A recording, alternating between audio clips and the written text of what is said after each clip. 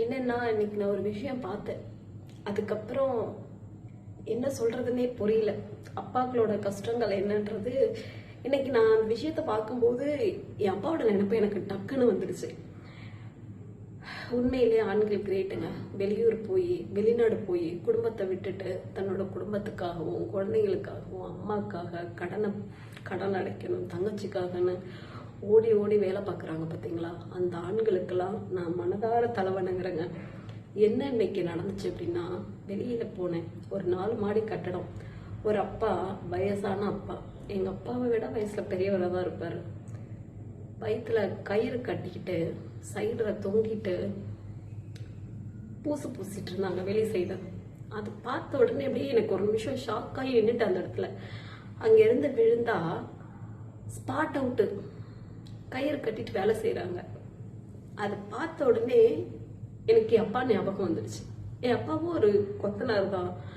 எங்க அப்பா கூட வெளியூர் போய் கோயம்புத்தூர் கேரளாலாம் போய் வேலை செய்யும் போது நம்ம அப்பாவும் இந்த மாதிரி தான் பண்ணியிருப்பாங்களோ அப்படின்னு ஒரு மாதிரி அப்பாவோட நினைப்பு வந்துருச்சு அந்த நேரம் எனக்கு.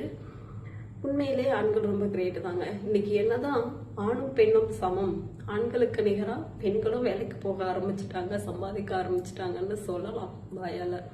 ஆனா இந்த மாதிரியான வேலையெல்லாம் பெண்கள் கண்டிப்பா முடியாது.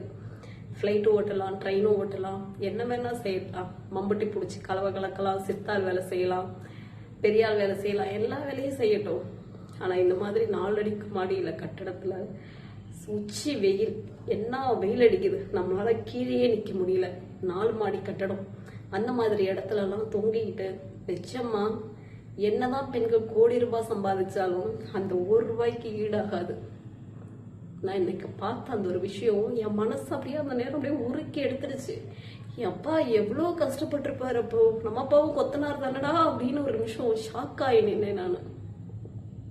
என் அப்பாலாம், அப்பா இல்லாதவங்களுக்கு தாங்க தெரியும் அதோட அருமை. இருக்கும்போது யாருமே அம்மா அப்பாவெல்லாம் உதாசீனப்படுத்துறாதீங்க. நான் இது ஜஸ்ட் ஒரு வீடியோக்காகலாம் நான் சொல்லலை. நான் வீடியோக்காகலாம் சொல்லலை. இன்னைக்கு எனக்கு 2 குழந்தைங்க இருக்காங்க. ஆனா இன்னமும் எங்க அம்மாவும் அப்பாவும் என்னை திட்டுனாலோ அடிச்சா கூட நான் வாங்கிக்குவேன். எதிர்த்து ஒரு வார்த்தை கூட பேச மாட்டேன். தயவு செஞ்சு பெற்றவங்க கிட்ட எல்லாருமே அப்படிதான் இருக்கணும். இருங்க, அவங்கள விட வேற யார் வேணும் நமக்கு?